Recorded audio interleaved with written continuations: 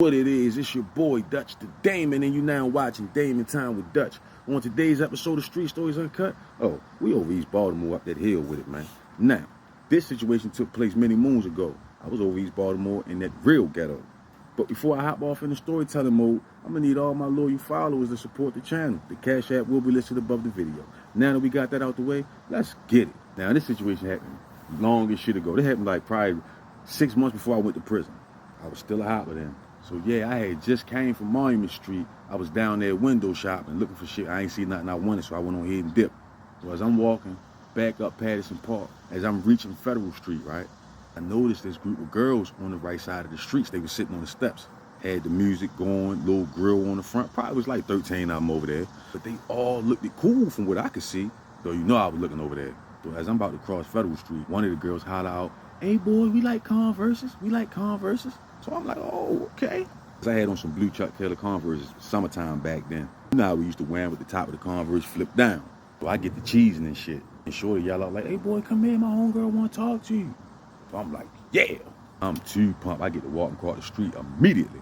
Or by the time I reach the yellow lines in the middle of the street, no bullshit. All the little bitches just moved out the way. And there was this big girl sitting right there on the steps. He was covering the bitch up. See, I was already in mid-stride on my way over there. So as soon as I get on their front, she get to smiling. Like, "How you doing? My name, lady." Now, while I'm talking to this girl, I just noticed how all her friends standing around, that look good, by the way, is smiling hard as shit looking at me, right? Guess I'm the laughing stock here. Now, when I say she was a big girl, I don't mean a little thick. I don't mean pleasantly plump. We talking grizzly here. A walrus. Big. I'm looking at her like, so she like, "You live around here?" I'm like, "Yeah, I live 1 block over." She's like, "Oh, okay, because I think I've seen you before." So I'm making small conversation. I'm like, "Yeah, you probably seen me walking my pit bulls and shit like that." Like, "Oh, okay. So can I call you sometime?" Now I'm sitting there like, but I was so embarrassed because our homegirls were standing there looking good as a motherfucker. My dumb ass gave her a real number. So she like, "All right, I'm gonna call you." Hurry up and got out of there. Like I said, I lived a block over. So long story short, I go home, jump in the shower, take a nap. Woke up way too late. I woke up, it was like 9 o'clock at night. But as soon as I wake up, my little cheap ass corner store cell phone, which you had to put the minutes on, started ringing. I answered the phone, half asleep, like, "Hello?" It's the bitch, big lady. She on the phone like, "You busy?" I'm scratching my head like, "Ugh." Then I start thinking like, I ain't doing shit around here. I'm like, "No, what's up?" She like, "Oh, cause I was wondering if you wanted to come over. I got half a baby of some grass, a fifth of Henny, and some Hypnotic. If you wanted to come around, chill, and smoke." Now I'm just waking up. I ain't got no grass, no drink. She got it all around there. So I'm thinking like, you know what? I'm about to go around there, smoke her shit up, drink her shit up, dip. So I tell her like, "Yeah, that's cool. I'll be around there. Give me a couple minutes. Get myself together." She like, "All right, I'm about to unlock the door." So fast forward a little bit. She opened the door. I come in the living room. She got candles burning, little Luther playing in the background. So as soon as I get in there, she like, "Come on, let's go upstairs." Everything upstairs. As soon as I get up the steps, we go in the room. She hit play on the remote. Scarface was on the DVD. So I'm like, "Oh, all right." And she passed me the Henny, passed me the Hypnotic, passed me the grass, and was like, "I'm about to go get in the tub. Go ahead, chill." I'm sitting here with all this shit like, all right, that's cool. Now, while she in the bathroom, I'm getting slizzard like that lizard out of the motherfucker. Shot at the shot of Henny, I'm down in the motherfucker. And I was mixing it with the Hypnotic. Rolled up and smoked the whole joint while she was in the shower. Needless to say, by the time she came out that bathroom, I was fucked up.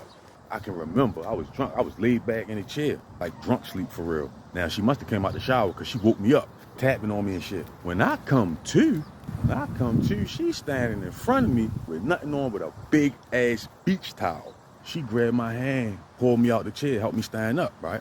I wasn't that drunk, I could stand up, but she was just helping me out the chair. She like, "Come on." We walking over to the bed. Long story short, I took her big ass to Pound Town, and I had that Henny in me too, so I was in overdrive. All I know is I woke up the next morning in her bed, mad as a motherfucker. I wake up like, what the fuck? I don't know. Then it hit me like, oh, fuck that big bitch. You get the fuck out of here. I get dressed, come down the stairs, get ready to leave out the door. She was in the kitchen cooking and shit. So when I get downstairs, she's like, "Oh, you awake?"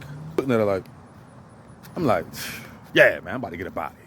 She's like, "Oh, you leaving?" Then she hit me with the, "All right, love bug. Hope to see you soon. I'm gonna call you tonight."